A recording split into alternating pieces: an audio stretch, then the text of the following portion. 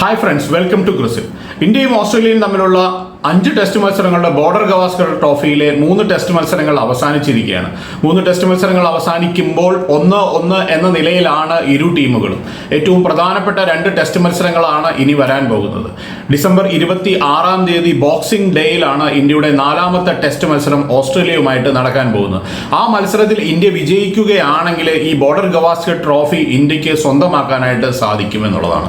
ഏതായാലും ആ മത്സരത്തിനായിട്ട് എല്ലാവരും ഉറ്റുനോക്കുകയാണ്. ഓസ്ട്രേലിയയുടെ ഏറ്റവും പ്രധാനപ്പെട്ട അല്ലെങ്കിൽ അവർക്ക് ഏറ്റവും അധികം ആധികാരികമായിട്ട് കളിക്കാനായിട്ട് സാധ്യതയുള്ള 3 ഗ്രൗണ്ടുകളിലെ മത്സരം അവസാനിച്ചിരിക്കുകയാണ്. ആദ്യ മത്സരം പെർത്തിലായിരുന്നു എന്ന് നമുക്കറിയാം. ആ ഒരു മത്സരത്തിൽ ഇന്ത്യ 295 റൺസിന് ഓസ്ട്രേലിയനെ പരാജയപ്പെടുത്തി. പെർത്ത് എന്ന് പറഞ്ഞാൽ ഒരുപാട് ബൗൺസും സീം മൂവ്മെന്റും ഒക്കെ ഉള്ള ഒരു പിച്ചാണ്. അതുകൊണ്ട് തന്നെ ആ ഒരു മത്സരം അവിടെ സംഘടിപ്പിച്ചത് തന്നെ ആദ്യ മത്സരത്തിൽ ഇന്ത്യയെ തോൽപ്പിച്ചുകൊണ്ട് പര്യടനത്തിൽ ഒരു മേൽക്കൈ നേടാനായിട്ടാണ് ഓസ്ട്രേലിയ ആദ്യ മത്സരം പെർത്തിൽ വെച്ചത്. പക്ഷെ അത് അവർക്ക് തിരിച്ചടി ആവുകയായിരുന്നു. കാരണം ആദ്യ ദിവസത്തിലെ ആദ്യത്തെ ഒരു സെഷൻ കഴിഞ്ഞപ്പോൾ ഇന്ത്യ 150 റൺസിന് ഓൾ ഔട്ടായി. അതുകൊണ്ട് തന്നെ ഓസ്ട്രേലിയക്ക് അപ്പോൾ ഒരു വലിയ മേൽക്കൈ ഉണ്ടായിരുന്നു. പക്ഷെ അന്നത്തെ ദിവസത്തെ മത്സരം അവസാനിക്കുമ്പോൾ ഓസ്ട്രേലിയ 67 റൺസിന് 7 വിക്കറ്റ് എന്ന നിലയിലേക്ക് കൂപ്പുകുത്തുകയും ചെയ്തു. ആ മത്സരത്തിൽ ഏറ്റവും പ്രധാനപ്പെട്ട ഒരു പ്രകടനം കാഴ്ചവെച്ചത് ജസ്പ്രീത് ബുംറ ആയിരുന്നു എന്നറിയാം. ഒപ്പം തന്നെ നല്ലൊരു സപ്പോർട്ട് ഹർഷിത് റാണ എന്ന് പറയുന്ന ഒരു നവാഗത താരത്തിന് നൽകാൻ കഴിഞ്ഞതോടുകൂടി 104 റൺസിന് ഓസ്ട്രേലിയ ഓൾ ഔട്ടായി. രണ്ടാമത്തെ ഇന്നിംഗ്സിലും അതുപോലെ തന്നെ 238 റൺസിന് ഓസ്ട്രേലിയനെ ഓൾ ഔട്ട് ആക്കിക്കൊണ്ടാണ് ഇന്ത്യ 295 റൺസിന്റെ ഒരു വിജയം നേടിയത്. രണ്ടാമത്തെ ഇന്നിംഗ്സിൽ ഹർഷിത് റാണയ്ക്ക് 1 വിക്കറ്റ് മാത്രമാണ് നേടാൻ കഴിഞ്ഞതെങ്കിൽ ജസ്പ്രീത് ബുംറയും മുഹമ്മദ് സിറാജും 3 വിക്കറ്റുകൾ വീതം നേടി. ആ ഒരു മത്സരത്തിൽ ഇന്ത്യൻ ഫാസ്റ്റ് ബൗളർമാരെ സംബന്ധിച്ചിടത്തോളം അവരുടെ പ്രകടനം വളരെ വളരെ മികച്ചതായിരുന്നു എന്നുള്ളതാണ്. എസ്പെഷ്യലി ആ ഒരു പരമ്പരയിലെ ബോർഡർ ഗവാസ്കർ ട്രോഫി പോലെയുള്ള ഒരു പരമ്പരയിലെ ആദ്യ മത്സരത്തിൽ ആദ്യ ദിവസം മേൽക്കൈ നേടുക എന്നുള്ളത് വളരെ പ്രധാനപ്പെട്ട ഒരു കാര്യമാണ്. അത് മാനസികമായും ശാരീരികമായും ഒക്കെയുള്ള ഒരു മേൽക്കൈ ആണെങ്കിൽ പിന്നീട് ആ ഒരു പരമ്പരയിൽ തന്നെ ആ ഒരു മേൽക്കോയ്മ നിലനിർത്താനായിട്ട് പലപ്പോഴും സാധിക്കുമെന്ന് നമ്മൾ കാണാറുണ്ട്. ഏതായാലും ഈ ഒരു മത്സരത്തിൽ ഇന്ത്യയുടെ പ്രകടനം എന്ന് പറയുന്നത് നമുക്കറിയാം 104 റൺസിനും 238 റൺസിനും ഓസ്ട്രേലിയനെ പുറത്താക്കാനായിട്ട് ഇന്ത്യക്ക് സാധിച്ചു. അവരുടെ ബാറ്റർമാരുടെ ഫോമില്ലായ്മയായിരുന്നു ഒരു കാരണം. പക്ഷേ ഇന്ത്യൻ ബൗളർമാരുടെ എസ്പെഷ്യലി ഇന്ത്യൻ ഫാസ്റ്റ് ബൗളർമാരുടെ പ്രകടനം ആ ഒരു മത്സരത്തിൽ എടുത്തു പറയേണ്ടതായിരുന്നു. എല്ലാവരും തന്നെ ഒന്നിനൊന്ന് മികച്ച പ്രകടനമാണ് കാഴ്ചവെച്ചത്. ഇന്ത്യ ഓസ്ട്രേലിയയിലേക്ക് ഒരു പര്യടനത്തിന് പോകുന്ന സമയത്ത് ബോർഡർ ഗവാസ്കർ ട്രോഫി പോലെയുള്ള ഒരു ഇമ്പോർട്ടന്റ് ആയിട്ടുള്ള ഒരു പര്യടനത്തിന് പോകുമ്പോൾ ഇന്ത്യയുടെ ഏറ്റവും പ്രധാനപ്പെട്ട 3 ഫാസ്റ്റ് ബോളർമാർ അവിടെ ആരായിരിക്കും എന്നുള്ള ചോദ്യത്തിന് ജസ്പ്രീത് ബുംറയും മുഹമ്മദ് സിറാജും പിന്നെ ആകാശ് ദീപും ആയിരിക്കുമെന്നാണ് എല്ലാവരും കരുതിയത്. പക്ഷെ അതിന് പകരമായിട്ട് ഇന്ത്യൻ ടീം മാനേജ്മെന്റും ക്യാപ്റ്റനും എല്ലാം ഒരു തീരുമാനമെടുത്തത് ഹർഷിത് റാണയെ ഒരു പുതിയ താരമായിട്ട് അവതരിപ്പിക്കാനായിട്ടാണ്. ആദ്യ മത്സരത്തിൽ അതിന്റെ ഒരു പ്രകടനം അദ്ദേഹം കാഴ്ചവെക്കുകയും ചെയ്തു. നല്ല ഒരു ബൗളിംഗ് പ്രകടനമായിരുന്നു ഇന്ത്യയുടെ എന്നുള്ളതാണ്. പക്ഷേ രണ്ടാമത്തെ ടെസ്റ്റ് മത്സരത്തിലേക്ക് ഇന്ത്യ അഡ്ലേഡിലേക്ക് പോകുമ്പോൾ അഡ്ലേഡ് എന്ന് പറയുന്നത് അതൊരു ഡേ ആൻഡ് നൈറ്റ് ടെസ്റ്റ് മത്സരമാണ്, ഒരു പിങ്ക് ബോൾ ടെസ്റ്റ് മത്സരമാണ്. അപ്പോൾ ആ ഒരു മത്സരത്തിലേക്ക് പോകുമ്പോൾ ഇന്ത്യയുടെ ബൗളിംഗ് നിര എങ്ങനെയായിരിക്കും എന്നുള്ളത് വളരെ വളരെ ഇമ്പോർട്ടൻ്റ് ആയിട്ടുള്ള ഒരു കാര്യമാണ്. കാരണം ഈ പിങ്ക് ബോൾ ടെസ്റ്റ് എന്ന് പറഞ്ഞാൽ നമ്മൾ പലപ്പോഴായിട്ട് സംസാരിച്ചിട്ടുള്ള ഒരു വിഷയമാണ്. പിങ്ക് ബോൾ ടെസ്റ്റിൽ ബോളിന്റെ മൂവ്മെന്റ് വളരെയധികം കൂടുതലായിരിക്കും. എസ്പെഷ്യലി ലൈറ്റ്സ് ഓൺ ആവുന്ന സമയത്ത് ബോൾ ഭയങ്കരമായിട്ട് മൂവ് ചെയ്യുമെന്നുള്ളത് നമ്മൾ ആ സമയത്ത് പലപ്പോഴായിട്ട് നമ്മൾ പറഞ്ഞിട്ടുള്ള ഒരു കാര്യമാണ്. അപ്പോൾ അതുകൊണ്ട് തന്നെ ആ ഒരു മത്സരത്തിൽ ഇന്ത്യയുടെ ബൗളിംഗ് ഡിപ്പാർട്ട്മെന്റ് എങ്ങനെ പെർഫോം ചെയ്യുന്നു എന്നുള്ളത് വളരെ പ്രധാനപ്പെട്ട ഒരു കാര്യമായിരുന്നു. മാത്രമല്ല ഈ പിങ്ക് ബോൾ ടെസ്റ്റ് മത്സരങ്ങളിൽ അതായത് ഡേ ആൻഡ് നൈറ്റ് ടെസ്റ്റ് മത്സരങ്ങളിൽ ഓസ്ട്രേലിയയുടെ റെക്കോർഡ് എന്ന് പറയുന്നത് വളരെ നല്ലതാണെന്ന് കാണാനായിട്ട് സാധിക്കുകയും ചെയ്യും. ആ മത്സരത്തിലും ആദ്യം തന്നെ ബാറ്റ് ചെയ്ത ഇന്ത്യ 180 റൺസിന് ഓൾ ഔട്ടായി. പക്ഷേ ആദ്യ ടെസ്റ്റ് മത്സരത്തിലെ പോലെ വലിയ ടെൻഷനൊന്നും ഇന്ത്യൻ ക്യാമ്പിൽ ഉണ്ടായിരുന്നില്ല. കാര്യം എന്താണെന്ന് വെച്ച് കഴിഞ്ഞാൽ ആദ്യ ടെസ്റ്റ് മത്സരത്തിൽ 150 റണ്ണിന് ഓൾ ഔട്ടായിട്ടും ഓസ്ട്രേലിയനെ 104 റൺസിന് പിടിച്ചു നിർത്തിയ ബൗളിംഗ് ആണ് ഇന്ത്യയുടേത്. അപ്പോൾ അതുകൊണ്ട് തന്നെ 180 എന്ന് പറയുമ്പോൾ 30 റൺസ് കൂട്ടിച്ചേർക്കുകയാണല്ലോ ചെയ്തത്. അപ്പോൾ ഒരു പിങ്ക് ബോൾ ടെസ്റ്റ് മത്സരമാണ്. അതുകൊണ്ട് തന്നെ ആ ഒരു മത്സരത്തിൽ ഇന്ത്യക്ക് മേൽക്കൈ നേടാനായിട്ട് സാധിക്കുമെന്നാണ് കരുതിയത്. ആ ഒരു ബ്രേക്കിന്റെ ഇടയിൽ അതായത് 2 സെഷൻ കഴിഞ്ഞപ്പോഴാണ് ഇന്ത്യ ഓൾ ഔട്ട് ആയത് 180 റൺസിന്. അപ്പോൾ ആ ബ്രേക്കിന്റെ ഇടയിൽ ഈ കമന്റേറ്റർമാരും അതുപോലെയുള്ള വിദഗ്ധരും ഒക്കെ പറയുന്ന അഭിപ്രായം എന്ന് പറയുന്നത് ഇനി വരാൻ പോകുന്ന ഒരു സെഷൻ അതായത് ലാസ്റ്റ് സെഷൻ നമ്മൾ ഈ ഡേ ആൻഡ് നൈറ്റ് ടെസ്റ്റ് മത്സരങ്ങളെ പറ്റി പറയുമ്പോൾ ആ ടീ ബ്രേക്കിനും ഡിന്നറിനും ഇടയിലുള്ള ഒരു സെഷനാണ്.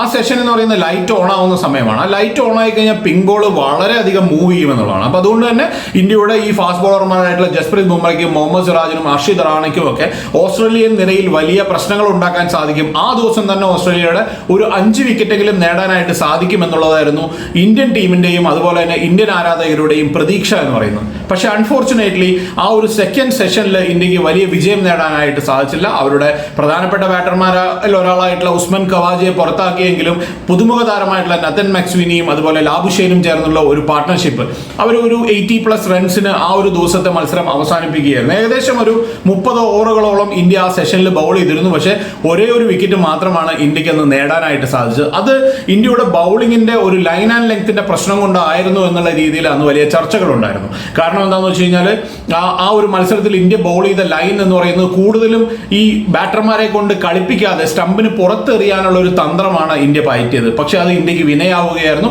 നെക്സ്റ്റ് ഡേ മോർണിംഗ് ആയപ്പോഴേക്കും സൂര്യപ്രകാശം വന്നു, ബാറ്റിങ്ങിന് അനുകൂലമായ കണ്ടീഷനായി വളരെ നല്ല രീതിയിൽ പെർഫോം ചെയ്യാനായിട്ട് ഓസ്ട്രേലിയക്ക് സാധിച്ചു. ട്രാവിസ് ഹെഡിന്റെ ഒരു സെഞ്ചുറിയോട് കൂടി അവർ മേൽക്കൈ നേടുകയും ചെയ്തു. ആ ഇന്നിംഗ്സിലെ ബൗളിംഗ് ഇന്ത്യയുടെ ഈ ഫാസ്റ്റ് ബോളിങ്ങിനെ ഒരുപാട് വിവാദങ്ങൾ ക്ഷണിച്ചു വരുന്നത്. ഇന്ത്യ ബോൾ ചെയ്ത ലെങ്ത്തും ലൈനും ശരിയല്ല എന്നുള്ള രീതിയിലായിരുന്നു ഒരു വിവാദം ഉണ്ടായത്. അതുകൊണ്ട് തന്നെ മൂന്നാമത്തെ ടെസ്റ്റ് മത്സരത്തിലേക്ക് എഗെയിൻ ബ്രിസ്ബെയിനിലേക്ക് വരുമ്പോൾ ഗ്യാബ എന്ന് പറയുന്നത് വീണ്ടും ഒരു ഫാസ്റ്റ് ബോളർമാരുടെ പറുദീസയാണ്. അപ്പൊ ആ ഒരു മത്സരത്തിലേക്ക് തിരിച്ചു വരുമ്പോൾ വീണ്ടും ഇന്ത്യൻ ഫാസ്റ്റ് ബോളർമാരുടെ ഒരു പ്രകടനം അവിടെയും നിർണായകമായിരുന്നു. എസ്പെഷ്യലി മൂടിക്കെട്ടിയ അന്തരീക്ഷവുമായിരുന്നു.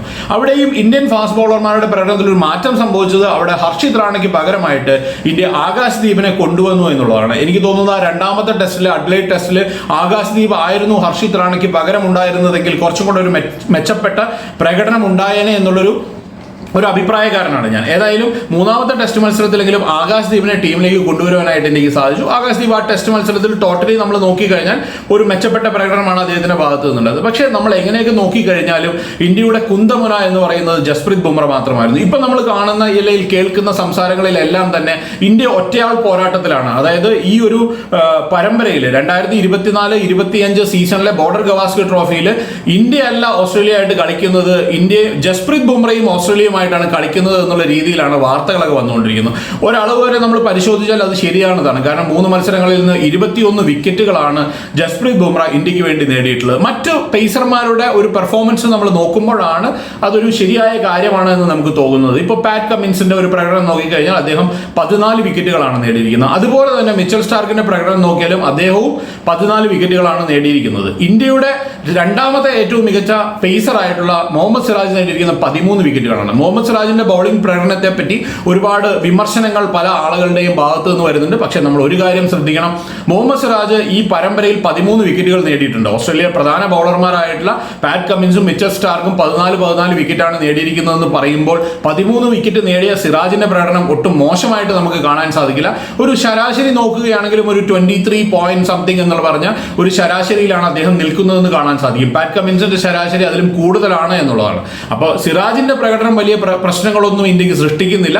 പലപ്പോഴും ബുംറയ്ക്ക് വേണ്ട ഒരു സപ്പോർട്ട്, അതായത് ഇപ്പൊ നമ്മൾ ഈ രണ്ടാമത്തെ ടെസ്റ്റിൽ പറഞ്ഞ പോലെ കറക്റ്റ് ലൈൻ ആൻഡ് ലെങ്ത്തിൽ എറിയാനായിട്ട് സിറാജിന് സാധിച്ചോ എന്ന് ചോദിച്ചാൽ സാധിച്ചിരുന്നില്ല എന്നുള്ളതാണ്. അങ്ങനെ ചെറിയ വീഴ്ചകളൊക്കെ സിറാജിന്റെ ഭാഗത്ത് നിന്ന് ഉണ്ടായിട്ടുണ്ടെങ്കിലും പക്ഷെ ഒരു നല്ല പ്രകടനം കാഴ്ചവെക്കാൻ സിറാജിനും സാധിച്ചിട്ടുണ്ട്. 13 വിക്കറ്റുകൾ നേടിയിട്ടുണ്ട് എന്നുള്ളതാണ്.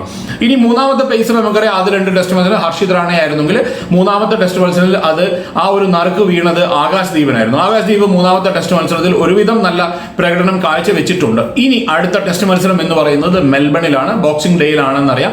ഈ 3 വെന്യൂ നമ്മൾ നോക്കിക്കഴിഞ്ഞാൽ ആദ്യ മത്സരത്തിൽ പെർത്തിലെ ബൗൺസും സ്പീഡും എല്ലാം ഉള്ള ഒരു പിച്ചായിരുന്നു. രണ്ടാമത്തെ മത്സരത്തിൽ ആഫ്റ്റർ ഓൾ അതൊരു ഡേ ആൻഡ് നൈറ്റ് മത്സരം, പിങ്ക് ബോൾ ടെസ്റ്റ് മത്സരം ആയതുകൊണ്ട് തന്നെ അതൊരു നല്ല സീമിംഗ് കണ്ടീഷൻ, നല്ല സ്വിംഗിങ് കണ്ടീഷൻ ആയിരുന്നു. മൂന്നാമത്തെയും അതുപോലെ തന്നെ ഗ്യാബയിലും അതുപോലെ തന്നെ പേസ് ബോളേഴ്സിനെ ഹെൽപ്പ് ചെയ്യുന്ന ഒരു കണ്ടീഷൻ ആയിരുന്നു. ഇനി വരാൻ പോകുന്ന 2 ടെസ്റ്റ് മത്സരങ്ങളിൽ ഈ പറയുന്ന ഹെൽപ്പ്, ഇത്രത്തോളം ഒന്നും ഹെൽപ്പ് മെൽബണിലും സിഡ്നിയിലും ലഭിക്കില്ല ഫാസ്റ്റ് ബോളർമാർക്ക് എന്നുള്ളതാണ്. അപ്പൊ അതുകൊണ്ട് തന്നെ ടീമിൽ കോമ്പിനേഷനിൽ തന്നെ ചെറിയ വ്യത്യാസങ്ങളൊക്കെ സംഭവിക്കാം. പക്ഷെ അപ്പോഴും ആദ്യത്തെ ഇന്നിങ്സുകളിൽ ഈ 150 റൺസിനും 200 റൺസിനും ഒക്കെ 2 ടീമുകളും ഓൾ ഔട്ട് ആവുന്ന ഒരു സ്ഥിതി മെൽബണിൽ ഉണ്ടാവുമോ എന്നുള്ളത് സംശയമാണ്. അതുകൊണ്ട് തന്നെ കുറച്ചും കൂടെ പേഷ്യൻസ് ഫാസ്റ്റ് ബോളേഴ്സിന് വേണം എന്നുള്ളതാണ്. ഇവിടെ എറിയുമ്പോൾ ഈ മെൽബണിൽ എറിയുന്ന സമയത്ത് കുറെ കൂടെ പേഷ്യൻസോട് കൂടി കറക്റ്റ് ലൈൻ ആൻഡ് ലെങ്ത്തിൽ എറിയാനായിട്ട് സാധിക്കണം എന്നുള്ളത് പ്രധാനപ്പെട്ട ഒരു കാര്യമാണ്. ബൗൺസറുകളിലൂടെ ബാറ്റർമാരെ കുഴയ്ക്കുന്ന ഒരു രീതി, അല്ലെങ്കിൽ സ്വിങ്ങിലൂടെ മൂവ്മെന്റ്സിലൂടെ, അതൊക്കെ വളരെ കുറച്ച് സമയത്തേക്ക് മാത്രമേ ലഭിക്കുകയുള്ളൂ. എസ്പെഷ്യലി മറ്റുള്ള കണ്ടീഷൻസിൽ നമ്മൾ പറയുകയാണെങ്കിൽ ഒരു 25 ഓവർ വരെയൊക്കെ ഈ ഫാസ്റ്റ് ബോളിങ്ങിന് ഹെൽപ്പ് കിട്ടുമെങ്കിൽ ഇവിടെ അതൊരു 15-16 ഓവറുകൾ വരെയായിരിക്കും മാക്സിമം ആ ഹെൽപ്പ് ഫാസ്റ്റ് ബോളർമാർക്ക് കിട്ടാൻ പോകുന്നത് എന്നുള്ളതാണ്. അതുകൊണ്ട് തന്നെ പലപ്പോഴും നമ്മൾ നോക്കിക്കഴിഞ്ഞാൽ സ്പിന്നർമാർക്ക് 4-ാമത്തെയും 5-ാമത്തെയൊക്കെ ദിവസത്തേക്ക് എത്തുമ്പോഴേക്കും ഒരുപാട് കാര്യങ്ങൾ ചെയ്യാനുണ്ടാവും. പക്ഷേ ഈ കാലഘട്ടത്തിൽ നമ്മൾ നോക്കിയാൽ പല ടെസ്റ്റ് മത്സരങ്ങളിലും 3-ാമത്തെ ദിവസങ്ങളിൽ അവസാനിക്കുകയാണ്. പക്ഷേ മെൽബണിലെ വിക്കറ്റ് കുറച്ചും കൂടെ ബാറ്റർമാർക്ക് അനുകൂലമായിരിക്കും. അതുകൊണ്ട് തന്നെ ഇനീഷ്യലി ബോൾ ചെയ്യുന്ന സമയത്ത് ഇന്ത്യയുടെ ബൗളർമാർ ഒരു നല്ല ഡിസിപ്ലിൻ കാണിക്കണം. ഡിസിപ്ലിൻ എന്ന് പറയുന്ന ആ ലൈൻ ആൻഡ് ലെങ്ത്തിൽ നല്ലൊരു ഡിസിപ്ലിൻ കാണിച്ചാൽ മാത്രമേ ഇന്ത്യക്ക് ഈ ഒരു ടെസ്റ്റ് മത്സരത്തിൽ നന്നായിട്ടുള്ള ഒരു പെർഫോമൻസ് കാഴ്ചവെക്കാനായിട്ട് സാധിക്കുള്ളൂ. ഇന്ത്യൻ പേസർമാരുടെ പ്രകടനം ത്രൂ ഔട്ട് ഈ ഒരു സീരീസിൽ വളരെ വളരെ പ്രധാനപ്പെട്ടതാണ്. കാര്യം എന്താണെന്ന് വെച്ചാൽ ഓസ്ട്രേലിയ പോലെയുള്ള ഒരു കണ്ടീഷൻ ആയതുകൊണ്ട് തന്നെ നല്ല ലൈൻ ആൻഡ് ലെങ്ത്തിൽ എറിയുന്ന ബൗളർമാർക്കാണ് ഇവിടെ കൂടുതൽ ഹെൽപ്പ് ലഭിക്കുന്നതാണ്. എൻ്റെ ഒരു അഭിപ്രായത്തിൽ ഇവിടെ ലൈൻ ആൻഡ് ലെങ്ത്തിൽ വളരെയധികം പ്രാധാന്യം നൽകേണ്ടതുണ്ട് ഇന്ത്യ എന്നുള്ളതാണ്. ആകാശ് ദീപിനെ തന്നെ ആയിരിക്കും ഒരു 3-ാമത്തെ പേസറായിട്ട് ഇന്ത്യ കൺസിഡർ ചെയ്യാൻ പോകുന്നത്. ടീമിന്റെ കോമ്പിനേഷനെ പറ്റിയൊക്കെയുള്ള വിശേഷങ്ങൾ നമുക്ക് അടുത്ത ദിവസത്തിൽ ചെയ്യാം.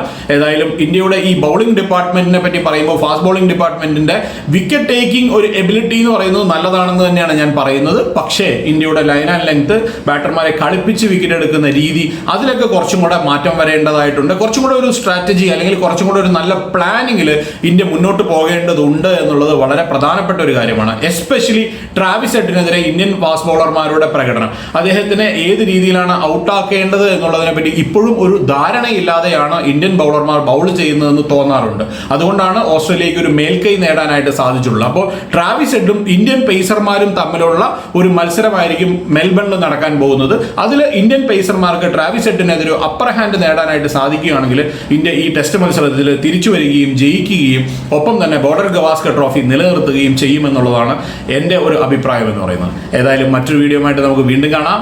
ബൈ.